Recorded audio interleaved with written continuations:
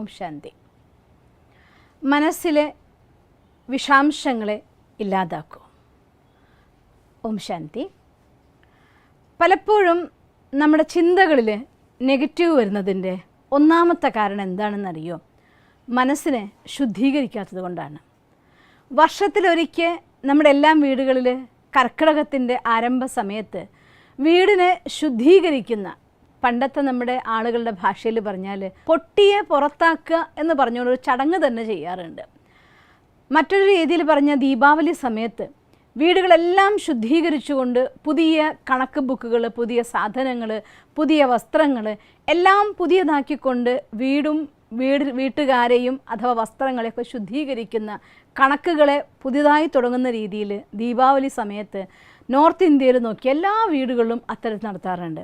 നമ്മുടെ നാടുകളിൽ ഏതെങ്കിലും ഒരു അമ്പലത്തിലെ ഉത്സവം വന്നാൽ ആ അമ്പലത്തിൻ്റെ ചുറ്റുപാടുള്ളതായിരിക്കുന്ന എല്ലാ വീടുകളും അടിച്ചു വാരുക, തുടയ്ക്കുക, വൃത്തിയാക്കുക, പിന്നെ എല്ലാ പഴയ സാധനങ്ങളുണ്ടെങ്കിൽ അതിനൊക്കെ എടുത്ത് മാറ്റുക, എന്നിട്ട് എടുത്ത് ക്ലീൻ ചെയ്യുക, എടുക്കാത്ത കട്ടിലോ സാധനങ്ങളോ ഉണ്ടെങ്കിൽ അതിനൊക്കെ എടുത്ത് ക്ലീൻ ചെയ്യുക, പിന്നെ വീട് വൈറ്റ് വാഷ് ചെയ്യുക, അല്ലെങ്കിൽ പെയിൻറ്റിങ് തുരുമ്പ് എവിടെയെങ്കിലും വന്നിട്ടുണ്ടെങ്കിലൊക്കെ ചെയ്യുക. ഇങ്ങനെ പല പല ഉത്സവങ്ങളുടെയും ഭാഗമായിക്കൊണ്ട് മനുഷ്യന്മാർ വീടിനെയൊക്കെ ശുദ്ധീകരിക്കുന്ന നമുക്ക് കാണാറുണ്ട്. വാസ്തവത്തിൽ ഈ ശുദ്ധീകരണം നമ്മുടെ വീടിൻ്റെ അന്തരീക്ഷത്തിലും ഒരു നല്ല പോസിറ്റീവ് എനർജി ക്രിയേറ്റ് ചെയ്യാറുണ്ട്. ഉത്സവം എന്നുള്ള വാക്കിൻ്റെ അർത്ഥം തന്നെ പുറത്തേക്കുള്ള പ്രവാഹം എന്നാണ് അർത്ഥം. ഉത്സാഹം നിറഞ്ഞ ദിവസമാണ് നമ്മൾ ഉത്സവമായിട്ട് ആഘോഷിക്കുന്നത്. ആ ഉത്സാഹം കൊണ്ടുവരാൻ വേണ്ടി വീടും പരിസരവും പോസിറ്റീവ് എനർജി നിറയ്ക്കാൻ വേണ്ടി ഉണ്ടാക്കാവുന്ന എല്ലാ നല്ല സാധനങ്ങളും നല്ല ഡെക്കറേഷൻസും ചെയ്തുകൊണ്ട് പൂർണ്ണമായി ശുദ്ധീകരിച്ചുകൊണ്ട് നമ്മളൊരു വീട്ടിൽ ഒരു ഉത്സവത്തിന് അഥവാ ഉത്സാഹത്തിന് ആഹ്വാനം ചെയ്യാറുണ്ട്. ഇതുപോലെ വർഷത്തിലൊരിക്കലെങ്കിലും അല്ലെങ്കിൽ വർഷത്തിൽ 2 പ്രാവശ്യമെങ്കിലും ഒക്കെ ഉത്സവങ്ങൾ വരുന്നു, നമ്മളെല്ലാവരും വീടും പരിസരമൊക്കെ ശുദ്ധീകരിക്കുന്നു. പക്ഷേ നമ്മുടെ മനസ്സിനെ ശുദ്ധീകരിക്കാൻ എപ്പോഴെങ്കിലും ഈ ഉത്സാഹത്തിന് തിരിച്ചു കൊണ്ടുവരാൻ വേണ്ടി ശ്രമിക്കാറുണ്ടോ? ഒരു വണ്ടർഫുൾ ആയിട്ടുള്ള കാര്യമാണ്. വർഷങ്ങൾ കഴിഞ്ഞു പോയിരിക്കുന്നു. 10 വർഷം മുന്നത്തെ, 15 വർഷം മുന്നത്തെ, 20 വർഷം മുന്നത്തെ കുട്ടിക്കാലത്തെ, ഇങ്ങനെ എത്രയോ വർഷങ്ങളായിട്ടുള്ള നമ്മുടെ പഴയ സ്മൃതികളായിരിക്കുന്ന ആ എല്ലാ നെഗറ്റീവ്സിനെയും, അഴുക്കുകളെയും തുരുമ്പുകളെയും അത് മനസ്സിൻ്റെ ഏതോ കോർണറിൽ അവിടെ ഇവിടെയൊക്കെ ആയിട്ട് എടുത്തു വച്ചിരിക്കുകയാണ്, സൂക്ഷിച്ചു വച്ചിരിക്കുകയാണ്. ഈ സൂക്ഷിച്ചു വെച്ചതായിരിക്കുന്ന സാധനങ്ങളെ ശുദ്ധീകരിക്കാത്തിടത്തോളം എവിടെയാണോ ചീഞ്ഞു നാറുന്ന സാധനം ഉള്ളത് അതിൽ നിന്ന് ദുർഗന്ധം വമിക്കുകയും ചെയ്യും. അന്തരീക്ഷത്തിൽ ആ മലിനമായിരിക്കുന്ന സ്മെല്ലും അണുക്കളും എല്ലാം നിറഞ്ഞു നിൽക്കും.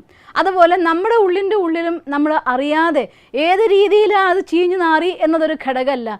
ചീഞ്ഞു നാറുന്നുണ്ടെങ്കിൽ അതെല്ലാം കേടായത് തന്നെയാണ്. ഒരാൾ മുറിച്ചു വെച്ച പച്ചക്കറി ചീഞ്ഞതാണോ, മുഴുവൻ പച്ചക്കറി ചീഞ്ഞതാണോ, ആരെങ്കിലും അതിനെ കേടാക്കി ഇട്ടത് കൊണ്ട് ചീഞ്ഞതാണോ, അത് യാതൊരു രീതിയിലും അത് ബാധിക്കുന്ന ഘടകമല്ല. ചീഞ്ഞു നാറുന്ന എല്ലാ വെജിറ്റബിൾസും, എന്ത് സാധനവും അത് എന്ത് കാരണം കൊണ്ട് അഴുകിയാലും അഴുകിയ എല്ലാത്തിൽ നിന്നും ഒരുപോലുള്ളതായിരിക്കുന്ന ദുർഗന്ധം വമിച്ചുകൊണ്ടിരിക്കും. അത് നമുക്ക് രോഗമുണ്ടാക്കും, അസ്വസ്ഥതയും ഉണ്ടാക്കിക്കൊണ്ടിരിക്കും. അതുപോലെ തന്നെ നമ്മുടെ മനസ്സിൻ്റെ ഉള്ളിൽ എന്ത് കാരണങ്ങൾ കൊണ്ട് മറ്റൊരാളെന്നെ വേദനിപ്പിച്ചിട്ടാണോ, മറ്റൊരാൾ എനിക്ക് മുറിവേൽപ്പിച്ചിട്ടാണോ, അതോ എൻ്റെ കയ്യിൽ നിന്ന് തന്നെ സംഭവിച്ചതായിട്ടുള്ള അബദ്ധം കൊണ്ടാണോ, എന്തുകൊണ്ട് എന്നത് മനസ്സിന് യാതൊരു ഘടകമല്ല. മനസ്സിന് ഇത്ര മാത്രമേ അറിയൂ, അവിടെ എന്തെങ്കിലും മോശമായിരിക്കുന്ന സ്മൃതികൾ എന്ത് കാരണം കൊണ്ടുള്ളതാണെങ്കിലും അത് എൻ്റെ ഉള്ളിൽ നിൽക്കുന്നുണ്ട് എങ്കിൽ തീർച്ചയായിട്ടും അതിൽ നിന്ന് പുറപ്പെടുന്നതായിരിക്കുന്ന വൈബ്രേഷൻ അത് മോശം വൈബ്രേഷൻസ് മാത്രമേ വരുള്ളൂ. അതുകൊണ്ട് നമ്മുടെ ഉള്ളിൽ പോസിറ്റീവായിരിക്കുന്ന സ്മൃതികൾ നിറയ്ക്കുകയും പഴയ സ്മൃതികളെ ഡിലീറ്റ് ചെയ്യാൻ വേണ്ടി എന്തൊക്കെ രീതിയിൽ നമ്മൾ ചെയ്യാമോ അതൊക്കെ ചെയ്യണം. ശാരീരികമായി സപ്പോർട്ട് ചെയ്യുന്ന കുറേ ഘടകങ്ങളുണ്ട്.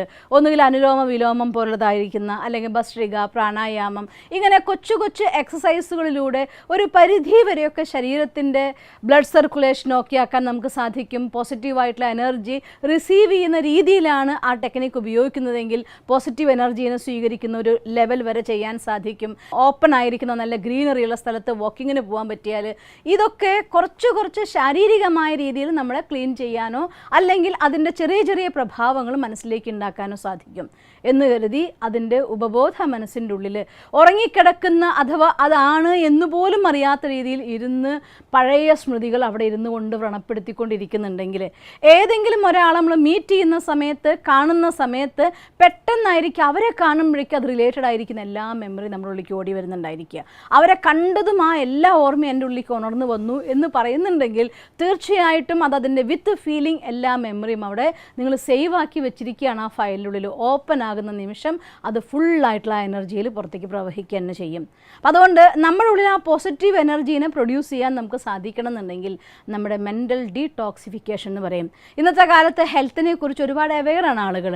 പല വെൽനസ് പ്രൊഡക്ട്സും നിങ്ങൾക്ക് മാർക്കറ്റിൽ വാങ്ങിക്കാൻ അവൈലബിൾ ആയിട്ടുണ്ടാവും. ശരീരത്തിലെ ഡീടോക്സിഫിക്കേഷൻ നടത്താൻ നമ്മൾ കഴിച്ച ആഹാരത്തിൽ നിന്ന്, കഴിച്ച മരുന്നിൽ നിന്ന്, അഥവാ ശ്വസിച്ച വായുവിൽ നിന്ന്, കുടിച്ച വെള്ളത്തിൽ നിന്ന് ഏതെങ്കിലുമൊക്കെ രീതിയിൽ ശരീരത്തിൽ വിഷാംശങ്ങൾ കലർന്നിട്ടുണ്ടെങ്കിൽ അതിനെ ഇല്ലാതാക്കാൻ, ശുദ്ധീകരിക്കാൻ വേണ്ടി കഴിക്കേണ്ടതായിരിക്കുന്ന, നമ്മുടെ ഓക്സിഡൈസേഷൻ കൂട്ടുന്നതായിരിക്കുന്ന, ശരീരത്തിൽ ഓക്സിജൻ കൂടുതൽ ഉണ്ടാക്കുന്ന രീതിയിലുള്ളതായിരിക്കുന്ന പ്രക്രിയകളെ കൂട്ടുന്ന രീതിയിലുള്ള ഒരുപാട് ആഹാരത്തിൻ്റെ ഭാഗമായ വെൽനസ് പ്രൊഡക്റ്റ് എന്ന് പറയുന്നതായിട്ടുള്ള പല സാധനങ്ങളും നമുക്ക് മാർക്കറ്റിൽ അവൈലബിൾ ആണ്.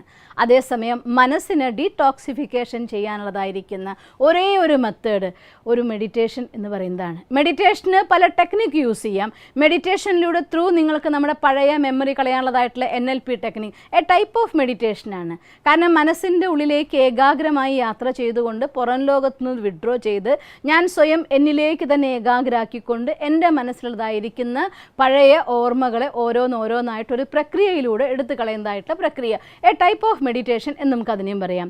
വേറൊന്ന് നമ്മൾ സിമ്പിളായിട്ടുള്ള രീതിയിൽ പോസിറ്റീവ് എഫോർമേഷൻസിലൂടെ മനസ്സിനുള്ളിലേക്ക് പോസിറ്റീവ് എനർജി നിറച്ച് ഫുൾ പോസിറ്റീവായിട്ടുള്ള എനർജി കൊണ്ട് നിറയുന്ന ഒരു നിമിഷം വരുമ്പോൾ എല്ലാ നെഗറ്റീവ് മെമ്മറീസും ഓട്ടോമാറ്റിക്കലി ഡിലീറ്റ് ആയി പോകും. പഴയ ഓർമ്മകൾ ഓരോന്നോരോന്നായി ഒഴിവാക്കിക്കൊണ്ടിരിക്കാൻ നമുക്ക് സാധിക്കും.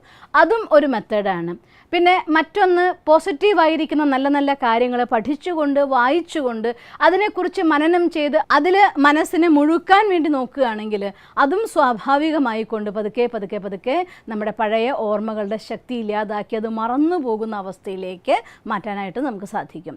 അതുമല്ല എന്നുണ്ടെങ്കിൽ നിങ്ങൾക്ക് അത്ര എന്തു ചെയ്തിട്ടും മറ്റാത്ത വിഷമങ്ങൾ എന്തെങ്കിലും ഉണ്ടെങ്കിൽ ഈശ്വരന് ഇത് കത്ത് എഴുതി കൊടുത്തുകൊണ്ട് മനസ്സിലെ എല്ലാ ഭാരങ്ങളും ഭഗവാനോട് തുറന്ന് പറഞ്ഞ് ഹൃദയത്തെ ഭാരമില്ലാതാക്കി മാറ്റിക്കൊണ്ട് നമുക്ക് നമ്മുടെ മനസ്സിനെ ക്ലീൻ ചെയ്യാൻ സാധിക്കും.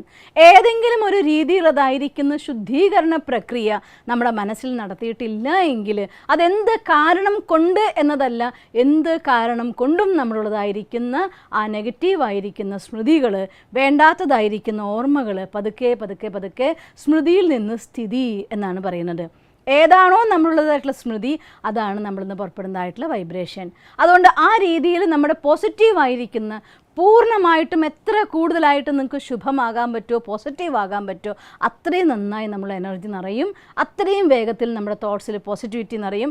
ഏതാണെങ്കിലും പോസിറ്റിവിറ്റി ഓർ നെഗറ്റിവിറ്റി, നല്ലതാണെങ്കിലും ചീത്തയാണെങ്കിലും എന്ത് എൻ്റെ ഉള്ളിൽ നിന്ന് എനർജി വരുന്നുണ്ടോ ആ എനർജിയാണ് എൻ്റെ ഉള്ളിലേക്ക് തന്നെത്താൻ ആ രീതിയിൽ എനർജീനെ ആകർഷിക്കുക.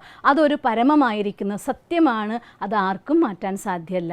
എന്തുകൊണ്ട് സംഭവിച്ചു എന്നല്ല, എന്ത് വരുന്നു എന്നതാണ് പ്രാധാന്യം. അതുകൊണ്ട് ദിവസവും കുറച്ച് സമയം അതിനുവേണ്ടി സമയം കണ്ടെത്തിയേ തീരൂ, അതിനുവേണ്ടി പരിശ്രമിച്ചേ തീരൂ, നമ്മുടെ ഉള്ളിൽ പവർഫുള്ളാക്കിയേ തീരൂ.